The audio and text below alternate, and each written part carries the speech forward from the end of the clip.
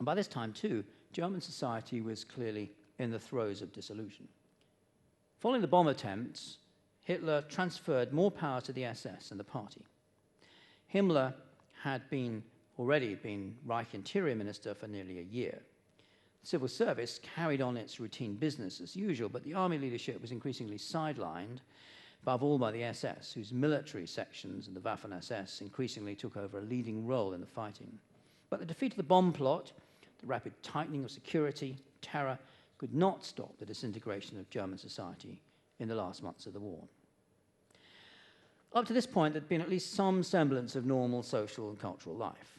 Theatres in Germany had enjoyed a boost in ticket sales early in the war, with some 40 million tickets sold in 1940. Cinema also underwent something of a boom in this pre-television era, with over a billion tickets sold in 1942, more than 5 times the number in 1933. Audiences of more than 20 million each week went to see the weekly newsreel, shown here, the title shown, which gave news from reporters and camera crews, as we'd now say, embedded in units fighting in the front. They also brought larger numbers than ever of the major daily papers. There's a widespread thirst for news on the home front, especially from the many families with sons, husbands, or fathers fighting at the front. But of course, correspondingly, the newsreels avoided mention of defeat. They never showed the wounded or the dead. The picture of the war they presented was sanitized and heroic rather than realistic. And this is the same, too, with official war artists, as Elke Eber's The Last Hand Grenade. This is the kind of picture the official war artists who accompanied German military units also showed. No death, no destruction, no injured, no wounded, no dead bodies. This kind of heroic image, as a classic example here, was accepted, I think, by the public in the early victorious phases of the war. But later on, when people knew from their friends and relatives that the German armed forces were suffering defeat after defeat, they began to distance themselves and complain that they were no longer being told the truth. Most of all, during the war, people at home in Germany wanted entertainment, and Goebbels effectively realized this from the very beginning. Of course, his propaganda ministry and its all various agencies pumped out huge quantities of propaganda. 32 million wall posters, 65 million leaflets, massive statistics of what it did.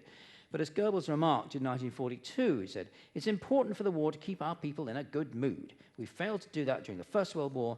We had to pay for it with a terrible catastrophe. This example must, under no circumstances, be repeated." So Goebbels made sure that there were plenty of entertainment films produced with titles like Request Concert and The Great Love. 41 out of the 74 movies made in Germany in 1943 were comedies. Goebbels' attempt to whip up anti-Semitic sentiments in the crude propaganda film The Eternal Jew was commented on adversely by many people who went to see it, according to the reports of the SS security service, who sort of listened to comments of people coming out of the cinema and then wrote reports about it. And by contrast, Jew Zeus, a lavishly produced feature film with top-ranking actors and a dramatic story involving the rise and fall of an 18th century Jewish court financier, was widely popular and had its desired effect. It was frequently reported by SS agents in the audiences that members of the audience rose from their seats and shouted abuse at the screen when the Jewish anti-hero committed some of his most dastardly crimes and misdeeds. It's a similar story with the radio.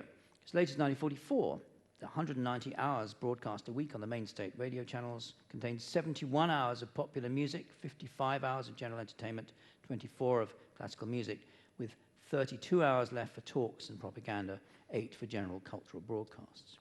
Soldiers and civilians alike particularly enjoyed the request concert programs. Troops huddled around their bunkers in Stalingrad to listen to radio broadcasts of sentimental songs as Christmas approached.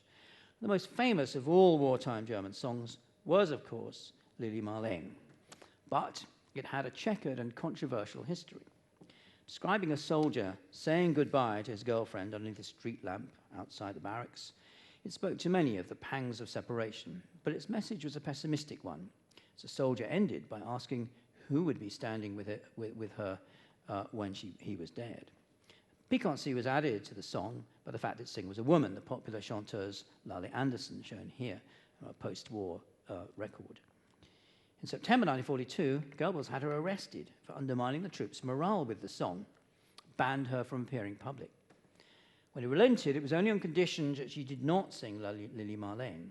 But at her first concert, when she refused the audience's request for the song, the audience simply sang it themselves.